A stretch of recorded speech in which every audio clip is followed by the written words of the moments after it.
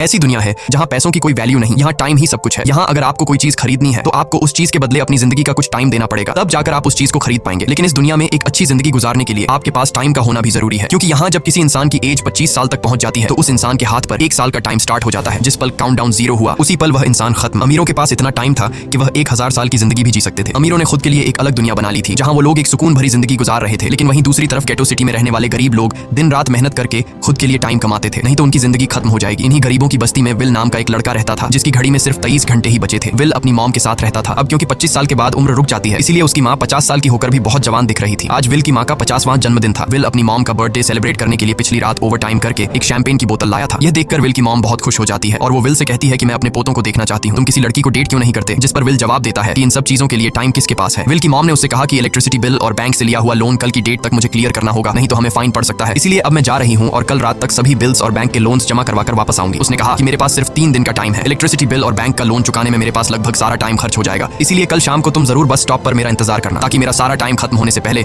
मैं तुमसे कुछ टाइम ले सकूं। इस पर विल ने कहा ठीक है, मैं टाइम पर पहुंच जाऊंगा। जाने से पहले विल की माँ विल के हाथ को छूकर उसकी बॉडी में 30 मिनट ट्रांसफर करती है ताकि विल अच्छा नाश्ता खरीद कर खा सके। इसके बाद दोनों अपने अपने काम पर निकल गए। रास्ते में विल के पास एक छोटी बच्ची आती है। वो विल को एक कैप्सूल देकर विल से उसका थोड़ा सा टाइम मांगती है। विल मुस्कुराते हुए उस छोटी बच्ची को कैप्सूल में अपनी जिंदगी का 5 मिनट का टाइम दे देता है और वह चली जाती है। यहाँ हमें पता चलता है कि ये लोग अपने टाइम को एक कैप्सूल में स्टोर भी कर सकते हैं, जिससे यह लोग कभी भी यूज और ट्रांसफर कर सकते हैं। इसके बाद विल काम के लिए फैक्ट्री पहुंच जाता है। काम शुरू करने से पहले वह कॉफी लेने जाता है, लेकिन वहां वह देखता है कि हर एक चीज का दाम डबल हो गया है। जहां पहले कॉफी 2 मिनट की मिलती थी, अब उसका प्राइस डबल होकर 4 मिनट हो चुका है। यहाँ पर कभी भी किसी चीज का भी दाम बढ़ा दिया जाता है बिना किसी अनाउंसमेंट के। ये बात विल को बहुत बुरी लगती है। मजबूरी में विल ने भी कॉफी के लिए अपनी जिंदगी के 4 मिनट पे किए और काम पर लग गया। दिन भर के काम के बाद रात के वक्त विल अपने दोस्त के साथ एक बार में जाता है। विल का दोस्त एक नंबर का शराबी था। वह हर वक्त शराब के नशे में टली रहता। विल का दोस्त विल को इशारे में बताता है कि वह आदमी सबको फ्री में दारू पिला रहा है और उसके पास बहुत ज्यादा टाइम है। ये सुनकर विल ने जब उस आदमी की तरफ देखा तो उसे चारों तरफ से लड़कियों ने घेरा हुआ था। विल की जब उस आदमी की घड़ी पर नजर गई तो उस आदमी के पास 116 साल का टाइम था। ये देखकर विल समझ जाता है कि यह आदमी ग्रीनिच सिटी से है, क्योंकि गेटो सिटी में लोगों के पास ज्यादा से ज्यादा 2 दिन का टाइम होता है। विल उस आदमी के पास आया और उसे वार्न करने लगा कि यहाँ पर तुम्हें नहीं होना चाहिए था। यहाँ चोरों का खतरा है, ये लोग तुम्हें मारकर तुम्हारा टाइम चुरा लेंगे, इसलिए जल्दी से यहाँ से निकल जाओ। लेकिन वो आदमी विल की बातों को सीरियस नहीं लेता और उसे इग्नोर करके ड्रिंक करने लग जाता है। तभी उस बार में फोर्टिस नाम का एक गैंगस्टर अपने ग्रुप के साथ आया, जिसे देखकर सारे लोग बाहर निकल भागे। दरअसल यह शहर के सबसे बड़े गुंडे हैं जो लोगों से जबरदस्ती टाइम चुराते हैं। विल का दोस्त विल को पकड़कर ले जाने लगा, लेकिन विल ने जाने से इनकार कर दिया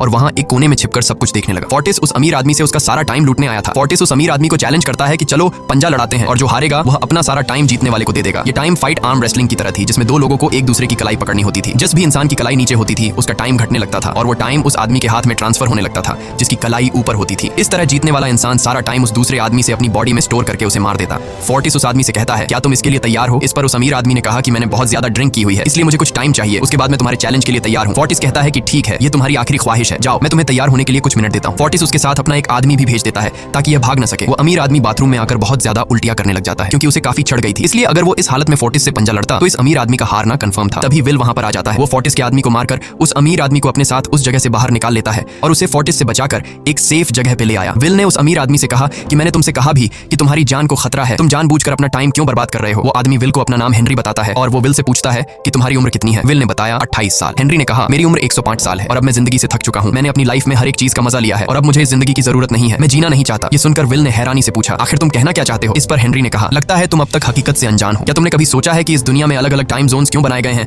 आखिर क्यों तुम्हारे टाइम जोन गेटो में किसी भी वक्त चीजों के दाम और टैक्स बढ़ा दिए जाते हैं? दरअसल महंगाई जानबूझकर बढ़ा दी जाती है ताकि गरीब लोग मरते रहें और उनकी मौत का फायदा ग्रीनविच टाइम जोन के अमीर लोगों को होता रहे। असल में ये सारा सिस्टम उन्हीं का बनाया हुआ है। जरा सोचो, वहाँ ग्रीनविच टाइम जोन में लोगों के पास जीने के लिए हजारों साल है, लेकिन यहाँ गेटो में तुम लोग हर रोज जीने के लिए मेहनत मजदूरी करते हो। ऐसा इसलिए है क्योंकि उन्होंने तुम्हें यह करने के लिए मजबूर किया है। वो लोग तुम लोगों को ज्यादा टाइम देना ही नहीं चाहते ताकि तुम लोग मजबूरी में उनके लिए काम करते रहो। वो लोग महंगाई बढ़ाकर तुम्हें ज्यादा से ज्यादा टाइम खर्च करने पर मजबूर करते हैं ताकि तुम्हारे टाइम से वो हमेशा की जिंदगी जी सके। उन्होंने अपनी जिंदगी का हर एक दिन गरीबों की मौत से इकट्ठा किया है और मैं ऐसी जिंदगी बिल्कुल भी नहीं जीना चाहता जो किसी गरीब मजबूर इंसान की मौत से मिली हो। ये सब सुनकर विल समझ गया कि हेनरी बहुत ही नेक दिल इंसान है। हेनरी ने विल से आगे पूछा अगर तुम्हारे पास मेरे जितना टाइम होता तो तुम क्या करते? विल ने मुस्कुराकर कहा कि सबसे पहले मैं बार बार टाइम को देखना छोड़ देता, क्योंकि उस वक्त भी विल के पास सिर्फ 18 घंटे होते हैं। वो सोने से पहले, सोने के बाद, खाना खाते टाइम हर वक्त अपनी घड़ी देखता रहता है क्योंकि मुझे डर लगता है कि कहीं मेरा टाइम खत्म ना हो जाए और मैं मर ना जाऊं। विल कहता है कि मेरी मॉम घर संभालने के लिए बहुत ज्यादा मेहनत करती है। अगर मेरे पास तुम्हारी तरह इतना ज्यादा टाइम होता तो मैं अपनी मॉम के लिए ग्रीनविच सिटी में एक अच्छा घर खरीदता और हम दोनों वहां पर खुशी से जिंदगी गुजारते। इसके बाद विल ने हेनरी से कहा आज रात हमें यहीं रुकना होगा, सुबह तक खतरा टल जाएगा, तब तुम वापस अपने घर लौट जाना। इसके बाद ये दोनों सो जाते हैं। हैं। सुबह उठकर हेनरी देखता है कि विल अभी भी सो रहा है। वो विल के पास आता है और उसके पास जितना भी टाइम होता है वो सारा का सारा विल को ट्रांसफर कर देता है और अपने पास कुछ ही मिनट बचाकर एक ब्रिज के ऊपर जाकर बैठ जाता है। विल जब नींद से जागा तो उसने देखा कि हेनरी वहां से जा चुका है। तभी हमेशा की तरह नींद से जागने के बाद विल ने अपनी घड़ी में नजर डाली। विल की घड़ी में 116 साल ऐड हो चुके थे। यह देखकर उसकी आंखें खुली की खुली रह गईं। उसे लगा कि वो अभी भी नींद में है और सपना देख रहा है। इसी दौरान विल की नजर विंडो पर पड़ी जिस पर लिखा था, मेरा टाइम बर्बाद मत करना। वो समझ जाता है कि हेनरी ने मुझे अपना सारा समय दे दिया है। तभी विल ने हेनरी को दूर एक ब्रिज के किनारे पर बैठे देखा। विल जल्दी से हेनरी की तरफ भागा, लेकिन अब बहुत देर हो चुकी थी क्योंकि हेनरी के पास अब बस कुछ ही सेकंड्स बचे थे और थोड़ी देर बाद वो एक झटके से मरकर ब्रिज से नीचे पानी में गिर गया। विल को हेनरी की मौत का बहुत ज्यादा दुख होता है। अब विल के पास 116 साल की जिंदगी थी और वो समझ जाता है कि अगर मैं यहाँ पर रहा तो लोग समझेंगे कि हेनरी को इसी ने मारा है। विल जल्दी से अपने दोस्त के पास जाता है। विल का दोस्त विल के हाथ में इतना सारा टाइम देखकर शॉक रह जाता है, जिसके बाद विल ने अपने दोस्त को दोस्ती की खातिर 10 साल का टाइम दिया। ये देखकर विल का दोस्त उसका दिल से शुक्रिया अदा करता है। विल कहता है कि यहाँ रहना मेरे लिए अब ठीक नहीं, क्योंकि इतने ज्यादा टाइम को देखते हुए मेरा टाइम छीनने के लिए कोई भी मुझे मार सकता है। अब मैं अपनी माँ के लिए ग्रीनविच सिटी में एक अच्छा सा घर खरीद सकता हूँ और वहाँ पर एक सेफ लाइफ गुजारूंगा। जिसके बाद विल अपने दोस्त को गुड बाय कहकर वहाँ से निकल जाता है और सीधा उस बस स्टॉप पर जाकर माम का इंतजार करने लगता है, जहाँ 2 दिन पहले उसकी माम ने उसे कहा था कि मैं इलेक्ट्रिसिटी का बिल और बैंक का लोन चुकाकर इस बस स्टॉप पर पहुंचूंगी। दूसरी तरफ विल की माम सारे लोन और बिल्स भरने के बाद घर लौटने के लिए बस में चढ़ी, पर तभी उसे पता लगा कि एक ही दिन में बस की टिकट के दाम डबल हो गए थे। पहले जहाँ टिकट 1 घंटे में आती थी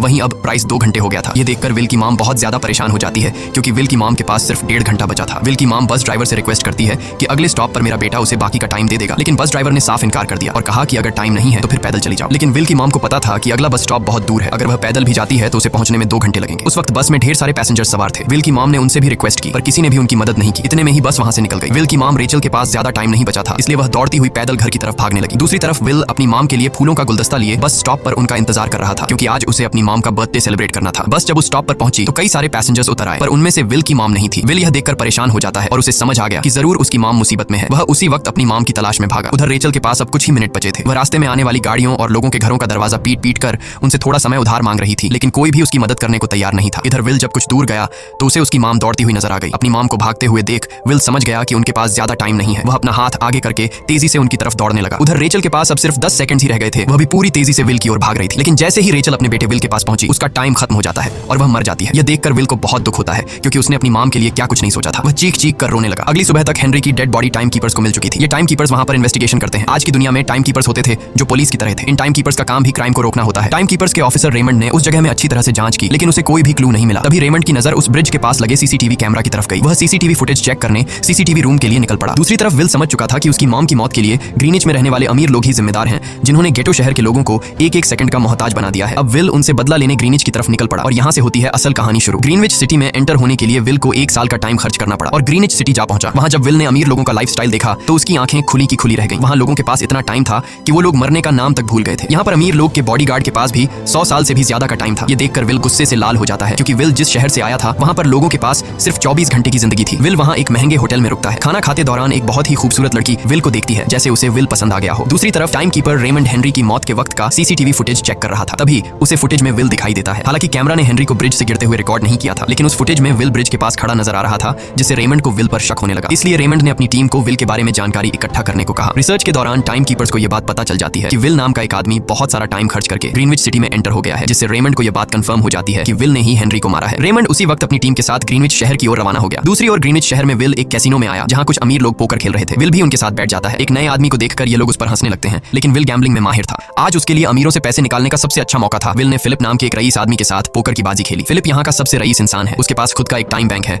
जो लोगों को लोन पर टाइम देता है। फिलिप के साथ उसकी डॉटर भी बैठी होती है। यह वही लड़की है जो कुछ देर पहले विल को गौर से देख रही थी। गेम जब शुरू हो जाती है तब विल अपनी लाइफ का सारा टाइम दांव पर लगा देता है और अपनी माइंड के बदौलत वो फिलिप से 1100 साल जीत जाता है। यह देखकर फिलिप की बेटी सिल्विया विल से काफी ज्यादा इंप्रेस हो जाती है। उसने विल को कल रात अपने घर पार्टी पर इनवाइट किया। फिर अगली शाम विल एक नई नवेली कार खरीदकर फिलिप की पार्टी में जा पहुंचा। वहीं पार्टी के दौरान विल और सिल्विया डांस करने लगते हैं और सिल्विया मन ही मन विल को दिल दे बैठी। वो अपनी दिल की बात विल से करने ही वाली थी कि तभी टाइम कीपर रेमंड अपनी टीम के साथ वहां पहुंचता है और विल को पकड़ लेते हैं। विल को खूनी समझकर सिल्विया भी उससे नाराज हो गई। रेमंड ने सबसे पहले विल का सारा टाइम उससे छीनकर सिर्फ 2 घंटे दिए। उसके बाद वो विल को हेनरी के खून के इल्जाम में गिरफ्तार करने लगा। रेमंड विल से पूछता है कि तुमने हेनरी को क्यों मारा। विल उसे कहता है कि मैंने उसे मारा नहीं था, बल्कि वो खुद जीना नहीं चाहता था, इसलिए उसने मुझे 116 साल दी और बाद में उसने खुद की जान ली। लेकिन रेमंड विल की बात पर यकीन नहीं करता। विल समझ जाता है कि रेमंड मुझे हेनरी के झूठे केस में फंसाकर उम्र भर कैद के लिए मुझे जेल में डाल देगा, इसलिए वह मौका देखते ही रेमंड के आदमियों को मारकर खुद को आजाद कर लेता है और उनकी बंदूक लेकर सिल्विया को बंदी बना लिया। सिल्विया को ढाल बनाकर विल उसे साथ लेकर भाग निकला और रेमंड और उसके आदमियों को चकमा देता हुआ वापस गेटो शहर आ पहुंचा। इस दौरान विल के पास टाइम काफी कम बचा था। उसने सिल्विया से कुछ टाइम उधार मांगा, लेकिन सिल्विया ने उसे 1 सेकंड भी देने से इनकार कर दिया क्योंकि वह भी उसे हेनरी का खूनी समझ रही थी। इसलिए वो और तेजी से गेटो शहर की तरफ कार दौड़ाता है ताकि वहां पहुंचकर किसी से टाइम उधार ले सके। जल्दबाजी में उसका ध्यान आगे सड़क पर बिछी कंटीली तारों पर नहीं पड़ता, जिससे टकराते ही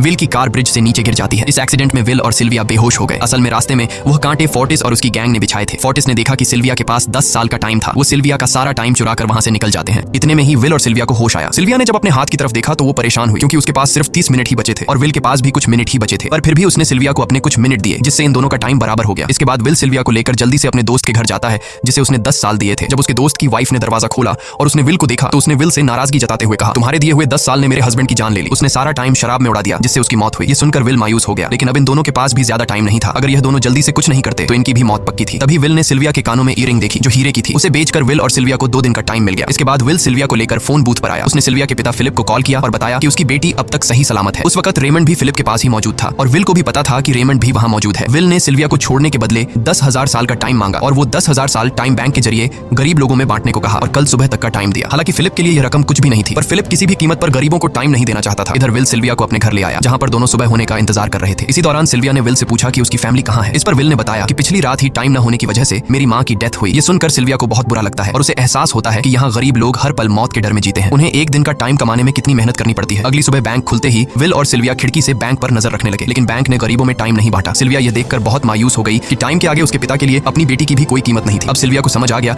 कि उसके पिता सिर्फ बिजनेसमैन नहीं है, बल्कि वो इस सिस्टम के हेड हैं। वो गरीब लोगों की मौत से अपनी जिंदगी के साल जमा करते हैं। सिल्विया को यूं मायूस देखकर विल ने उसे वापस घर भेजने का फैसला किया। वो उसे फोन बूथ पे ले आया और अपने पिता को कॉल करके अपने लिए मदद बुलाने को कहा। इस दौरान विल सिल्विया को वेपन भी दे देता है ताकि वो खुद की हिफाजत कर सके। इधर सिल्विया फोन पर अपने पिता से बात कर रही थी कि तभी टाइम कीपर रेमंड चुपके से वहां आ पहुंचा और विल पर गन तान दी। रेमंड विल पर गोली चलाने ही वाला था कि तभी सिल्विया ने रेमंड को देख लिया और घबराहट में रेमंड पर गोली चला दी। ये देख विल घबराकर रेमंड के पास आया। हालांकि वो गोली रेमंड के हाथ को छूकर निकल गई थी। रेमंड के हाथ से बहुत खून निकल रहा था। विल ने रेमंड की घड़ी देखी। रेमंड के पास सिर्फ 2 घंटे बचे थे। दरअसल टाइम कीपर्स को भी सैलरी के तौर पर हर रोज 1 दिन का ही टाइम मिलता था। विल समझ गया कि जब तक रेमंड के पास उसके टीम वाले पहुंचेंगे तब तक रेमंड का ज्यादा खून बहने की वजह से उसकी मौत हो गई होगी। इसलिए विल रेमंड को 2 घंटे का टाइम देते हुए रेमंड की कार को लेकर वहां से निकल गया। रेमंड को गोली मारकर अब सिल्विया भी क्राइम लिस्ट में आ चुकी थी। हालांकि विल ने सिल्विया से कहा कि वो अभी इन सब से निकल सकती है, लेकिन ग्रीनिच में सिल्विया की जिंदगी पिंजरे में कैद पंछी की तरह थी। उसके पिता फिलिप ने उस पर बहुत सारी पाबंदियां लगा दी थीं, पर यहाँ आकर उसे आजादी का एहसास हो रहा था, क्योंकि यहाँ वो अपनी मर्जी की मालिक थी। और सिल्विया समझ जाती है कि यहाँ पर लोगों के साथ गलत हो रहा है। अब वह भी गरीबों को उनका हक दिलाने में विल के साथ थी। विल और सिल्विया ने मिलकर अमीरों को लूटना शुरू कर दिया। सिल्विया, जो कि ग्रीनिच सिटी के चप्पे चप्पे से वाकिफ थी, इसलिए इन दोनों ने प्लान बनाया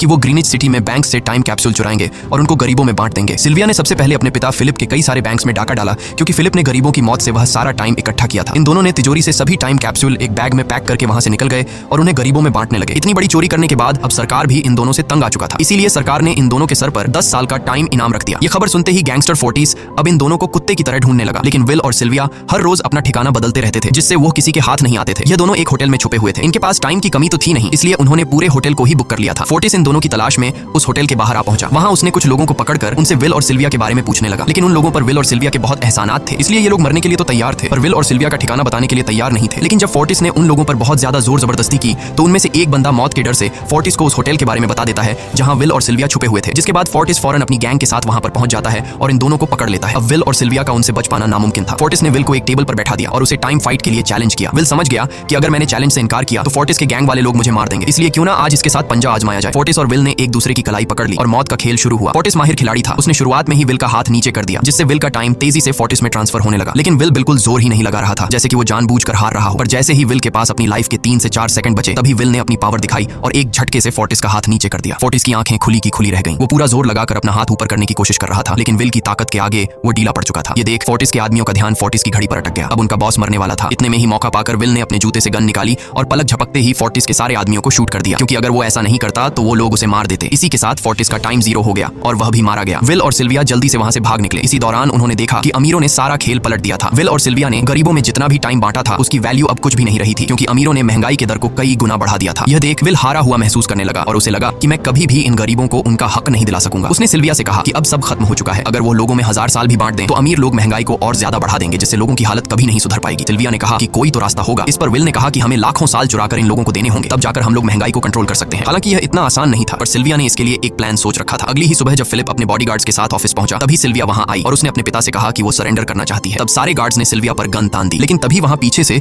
गार्ड के बेस में छिपा विल वहां आ पहुंचा। उसने फिलिप के सर पर गन रखी और उसके जरिए लॉकर का दरवाजा खुलवाया। विल और सिल्विया ने फिलिप के लॉकर से एक टाइम कैप्सूल चुरा लिया, जिसमें 10 लाख साल का टाइम मौजूद था। इस टाइम कैप्सूल का एक साल गरीबों की ही मौत से आया था। विल और सिल्विया वह टाइम कैप्सूल लेकर भाग जाते हैं। इधर रेमंड को जब यह बात पता चली तो वह फौरन विल और सिल्विया के पीछे लग गया। जब रेमंड ने अपने हाथ पर घड़ी को देखा तो उसके पास 1 घंटे से भी कम टाइम बचा हुआ था। वह हेडक्वार्टर कॉल करके के कहता है कि मुझे मेरी सैलरी कैप्सूल में भेज दो, मेरे पास टाइम कम है। लेकिन इससे पहले कि वह अपनी बॉडी में कैप्सूल से टाइम ट्रांसफर कर पाता, उसे विल की कार दिख जाती है और वह कैप्सूल से अपनी बॉडी में बिना टाइम ट्रांसफर किए उनके पीछे लग जाता है, क्योंकि अगर वो 10 लाख साल गरीबों को मिल जाते तो गेटो टाइम जोन का हर एक इंसान अमर हो जाता और अमीरों का बनाया पूरा सिस्टम तहस नहस हो जाता। रेमंड ने विल और सिल्विया को पकड़ने के लिए अपनी पूरी जी जान लगा दी, लेकिन वो उन्हें रोक नहीं पाया। विल और सिल्विया रेमंड को चकमा देकर गेटो शहर आ गए और वह टाइम कैप्सूल एक बच्ची के हाथों में सौंप दिया। उन्हें पता था कि रेमंड सीधा हमारे पीछे गीटो शहर पहुंचेगा, इसलिए उन्होंने इस जगह को छोड़कर एक सुनसान जगह पर चले गए। उधर उन्होंने गीटो शहर के लोगों में लाखों साल बांटकर उन्हें अमर कर दिया था, लेकिन खुद इन दोनों के पास बहुत ही कम टाइम बच जाता है। बदकिस्मती से उसी पल रेमंड ने उन्हें पकड़ लिया। रेमंड ने विल को धमकी देते हुए कहा, अगर तुम्हें अपनी जान प्यारी है तो चुराया हुआ सारा टाइम वापस कर दो। तब विल ने उसे अपनी घड़ी का समय दिखाया। विल और सिल्विया के पास कुछ ही मिनट बचे थे। विल ने रेमंड से कहा, कहीं तुम भूल तो नहीं गए? याद है जब तुम मरने वाले थे तो मैंने तुम्हें कुछ टाइम उधार दिया था, टाइम तो तुम्हें मुझे वापस करना चाहिए। यह सुनकर रेमंड को याद आया कि विल और सिल्विया को पकड़ने की जल्दी में